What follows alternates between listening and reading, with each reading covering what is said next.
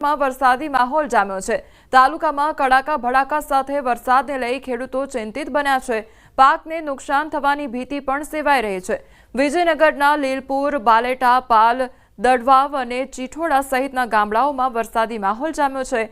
વરસાદને લઈને નીચાણવાળા વિસ્તારમાં પાણી ભરાઈ ગયા છે। સ્થાનિકો અને વાહન ચાલકો હેરાન પરેશાન થઈ રહ્યા છે। પંચમહાલ જિલ્લાના પાનમ અને હડફ ડેમનો આકાશી નજારો સામે આવ્યો છે। હડફ અને પાનમ જળાશયમાંથી છોડવામાં આવતા અને સંગ્રહ થયેલા પાણીના મનમોહક દ્રશ્યો સામે આવ્યા છે। જળાશયની બંને બાજુ ધરતી માતાએ લીલી ચાદર ઓઢી લીધી હોય તેવું કુદરતી વાતાવરણ સોળે કળાએ ખીલી ઉઠ્યું છે। ડેમમાંથી પાણી છોડાયું હતું અને આ દરમિયાન ડ્રોન કેમેરામાં કંડારવામાં આવ્યા હતા। નદી અને ડેમના દરવાજામાંથી છોડવામાં આવતા પાણીનો નજારો। તો પંચમહાલના હડફ અને પાનમમાંથી પાણી છોડવામાં આવ્યું છે અને તેનો આકાશી નજારો પણ સામે આવ્યો છે। તો સોળે કળાએ પ્રકૃતિ ખીલી ઉઠી હોય તે પ્રકારના દ્રશ્યો સામે આવ્યા છે। તો પાનમ અને હડફ ડેમના આકાશી દ્રશ્યો સામે આવ્યા છે। હવે વાત પંચમહાલની કરીએ તો પંચમહાલ કડાણા ડેમમાંથી પણ પાણી છોડવામાં આવ્યું અને પાણી છોડવામાં આવતા પંચમહાલ જિલ્લાના શહેરા તાલુકાના મહીસાગર નદી કાંઠાના ગામોના ખેતરોમાં પાણી ભરાઈ ગયા હતા। કડાણા ડેમમાંથી 3.5 લાખ ક્યુસેક અને પાનમ ડેમમાંથી 50,000 ક્યુસેક ઉપરાંત પાણી છોડાતા શહેરા તાલુકાના મહીસાગર નદી કિનારે આવેલા ગામોના ખેતરો બેટમાં ફેરવાયા હતા। હાલ પાણીનો પ્રવાહ ઓછો થતાં જ ખેતરોમાંથી પાણી ઓસર્યા છે। શહેરા તાલુકાના ખરોલી, સાદરા સહિતના ગામોના ખેતરોમાં પાણી ફરી વળતા કેટલાક પાકને નુકસાન થવાની શક્યતા છે। છોટાઉદેપુર કંટેશ્વર ગામ બન્યું છે સંપર્ક વિહોણું। કંટેશ્વર ગામ ફરતે ઢાઢર નદીનું પાણી ફરી વળ્યું છે।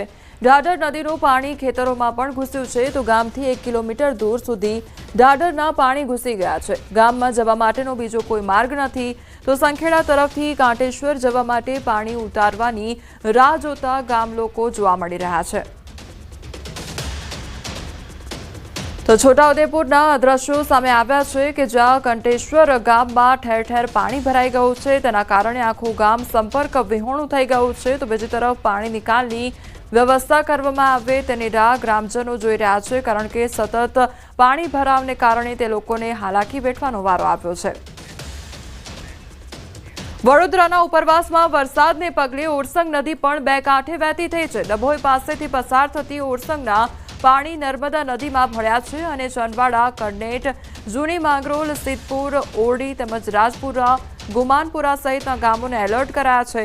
ઓરસંગ નદી કાંઠાના 7 ઉપરાંત ગામોને એલર્ટ કરાયા છે તો ચંદવાડા અને કરનેટ નજીક ઓરસંગ નદી બંને કાંઠે વહી છે। નર્મદામાં ઓરસંગના પાણી ભળતા ચાંદોદ, મલ્હાર, રાવ ઘાટના 108 પૈકી 92 પગથિયા પાણીમાં ગરકાવ થયા છે।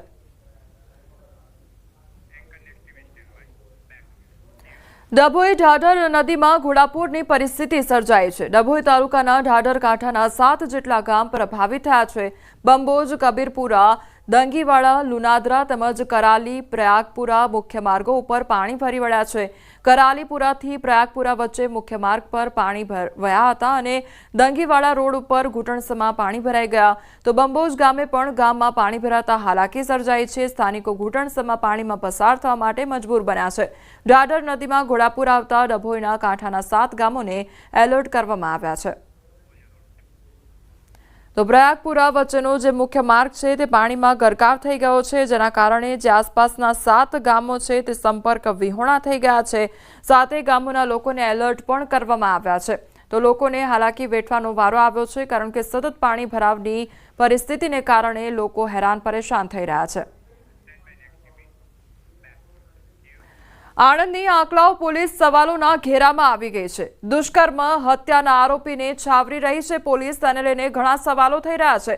લોકઅપમાંથી આરોપી નીકળ્યો ત્યારે સીધો ચાલ્યો। પોલીસના ઇશારા બાદ આરોપી લંગડાતો ચાલવા લાગ્યો તો પોલીસે કાનમાં કંઈક કહ્યું પછી આરોપીએ લંગડાતા ચાલવાના નાટક કર્યા। પોલીસે આરોપી પાસે નાટક કરાવ્યું। સમગ્ર ઘટનાનો વિડીયો પણ અત્યારે વાયરલ થઈ રહ્યો છે।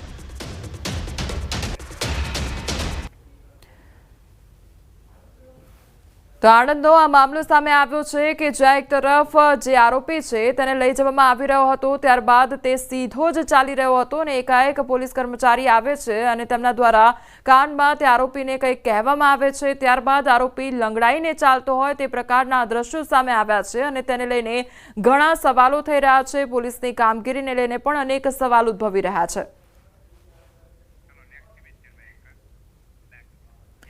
મૈધરપુરા પોલીસ સ્ટેશન વિસ્તારમાં 7 થી 8 ગણેશ પંડાલોમાં ચોરીનો મામલો સામે આવ્યો છે. સુરત પોલીસ દ્વારા ગણતરીના કલાકોમાં આરોપીઓને ઝડપી પાડવામાં આવ્યા છે. ઉધના વિષ્ણુનગર સોસાયટી ગેટ નંબર 3 પાસે ધોળા દિવસે ગણેશ પંડાલમાં દાનપેટીની થઈ ચોરી. તો સીસીટીવીમાં જોઈ શકાય છે કે 2 અજાણ્યા ગણેશ પંડાલમાં લાગેલો પડદો ઉચકીને ગણેશ પંડાલમાં જઈ કોઈ સામાન કોથળામાં નાખી ત્યાંથી ચાલતી પકડે છે. સમગ્ર ઘટના સીસીટીવી કેમેરામાં કેદ થઈ છે. સીસીટીવી ફૂટેજના આધારે ઉધના પોલીસે તપાસ પણ હાથ ધરી છે.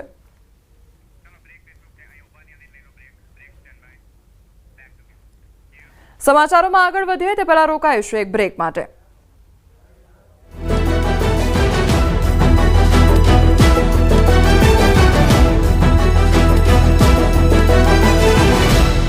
સર 6 જિલ્લાઓ 24 કલાક સાવધાન રહેજો. હવામાન વિભાગે 6 જિલ્લામાં આપ્યું પૂરનું એલર્ટ.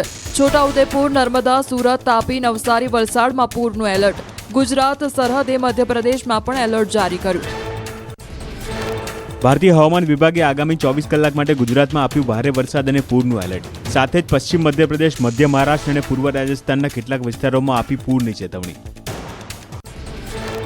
રાજ્યમાં 12 કલાકમાં 142 તાલુકામાં વરસ્યો વરસાદ. 20 તાલુકામાં 2 ઇંચથી વધુ વરસાદ. ઉમરપાડામાં 5 ઇંચ, સોનગઢમાં 4 ઇંચ, સિંગવડ, નેત્રંગમાં ખાબક્યો 3.5 ઇંચ વરસાદ. ખંભાત, ધોલેરા અને સંજોલીમાં 3 ઇંચ વરસાદ વરસ્યો. મહીસાગરના તાત્રોલી પાસે આવેલા હાઇડ્રો પ્રોજેક્ટમાં મહી નદીના પાણી ઘૂસી જતા 5 લોકો ડૂબ્યા હોવાની આશંકા. કડાણા ડેમમાંથી પાણી છોડાતા ઘૂસ્યું પાણી. સ્થાનિકો હાઇડ્રો પાવરના કર્મચારીઓએ હાથ ધરી બચાવ કામગીરી. સરદાર સરોવર ડેમમાં પાણીની આવક વધી. ડેમ 89.95% ભરાયો. રાત્રે 8 વાગ્યાથી 4 લાખ ક્યુસેક પાણી છોડાતા કાંઠા વિસ્તારોને સાવધ રહેવા એલર્ટ અપાયું. 3 જિલ્લા કલેક્ટરને સરદાર સરોવર નર્મદા નિગમે કરી જાણ. નર્મદા નદીમાં પાણી છોડાતા વડોદરા, ભરૂચ અને નર્મદા જિલ્લાના 27 ગામોને કરાયા એલર્ટ. નર્મદા આરતીનો ઘાટ પર પાણીમાં થયો ગરકાવ. ચાણોદ પાસે આવેલો ઘાટ પાણીમાં ગરકાવ થતા તંત્ર એલર્ટ. સરદાર સરોવરમાંથી પાણી છોડાતા નર્મદા નદી 2 કાંઠે થઈ. એકતાનગર નજીક ગોરા ઘાટ પાણી.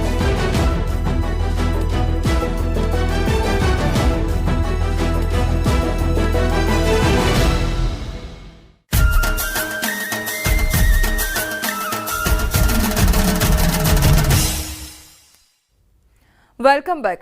ભાદરવી પૂનમના મેળાનો આજે 5મો દિવસ છે. અંબાજી આવતા ભક્તો માટે વિશેષ સેવા કેમ્પનું આયોજન કરવામાં આવ્યું છે. 28 વર્ષથી મેડિકલ કેમ્પ દ્વારા સેવા આપવામાં આવી રહી છે. પગના દુખાવા માટે મહિલાઓ માટે મશીન, જ્યારે પુરુષો માટે ફિશ મસાજર રાખવામાં આવ્યું છે. રોજના હજારો ભક્તો સેવાનો લાભ લે છે. તેલ માલિશને બદલે મસાજર દ્વારા સેવા આપવામાં આવે છે.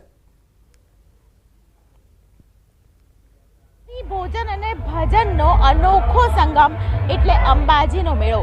ભાદરવી પૂનમના મેળામાં ચાલતા જતા ભક્તોની અવિરત સંખ્યા સાથે ખાસ કરીને આ ભક્તોને અલગ અલગ સેવા પણ પૂરી પાડવામાં આવે છે. પગપાળા ચાલતા જતા જે લોકો છે તેમના પગ ન દુખે તે માટે અહીં માલિશ કરવામાં આવે છે, સાથે મસાજ પણ કરવામાં આવે છે. આપ જુઓ, એક તરફ તો તમામ મહિલાઓ છે તેઓ ખાસ કરીને બહેનોને મસાજ કરે છે અને બીજી તરફ પુરુષોને આ રીતે ખાસ મસાજ આપવામાં આવે છે કે જે મશીન દ્વારા મસાજ આપવામાં આવતું હોય છે. મારી સાથે લોકો છે, તેમની સાથે વાત કરીશું. ભાઈ, કેટલા વર્ષથી આ કેમ્પ લગાવો છો? મા અંબાના દ્વારે આવો છો ત્યારે શું વિચાર સાથે આવો છો તે વિશે પણ કહેશો. પહેલાં તો અંબા માતાની જય.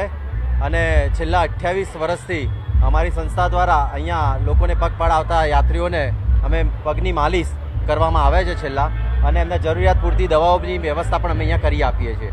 લંડન રહ્યા છીએ અમે, અને સ્પેશિયલ અંબાજીનો અમારી બાધા બાકી હતી તો એના દર્શન કરવા અને માતાજીની બાધા પૂરી કરવા અમે લંડનથી અમે દર્શન કરવા અને પગપાળા અમે અંબાજી ઇન્ડિયા આવ્યા છીએ. એટલે આ વર્ષે લંડનથી આવ્યા છે આ એવું છે? વર્ષે લંડનથી અને આમ અમે 7 વર્ષ ચાલીએ છીએ, પણ છેલ્લા 1.5 વર્ષ અમે લંડન હતા, તો આ વખતે માતાજીની પૂનમ ભરવા અમે લંડનથી પાછા દર્શન કરવા આવ્યા છીએ. જય અંબે. જય અંબે. તો જય અંબેના આપ જોઈ શકો છો કે માતાજીના આશીર્વાદ સાથે તમામ લોકો અહીં વિશેષ પ્રકારે દર્શન કરવા આવતા હોય છે અને પગપાળા આવતા હોય છે. એવું કહેવામાં આવે છે કે મનોકામના પૂર્ણ થાય ત્યારે પગપાળા લોકો દર્શન કરવા જતા હોય છે, પરંતુ અહીં તો જે પ્રકારે માનવ મહેરામણ ઉમટ્યું છે, દરેકના મનમાં મનોકામના છે મા અંબાના ધામમાં જવાની. કેમેરા પર્સન શૈનિક મહેતા સાથે દીપિકા કુમાર, ન્યૂઝ 18 ગુજરાતી, સતલાસણા. ભાદરવી પૂનમના મેળાને લઈ ભક્તો અંબાજી તરફ પગપાળા જઈ રહ્યા છે. લાખોની સંખ્યામાં ભક્તો અંબાજી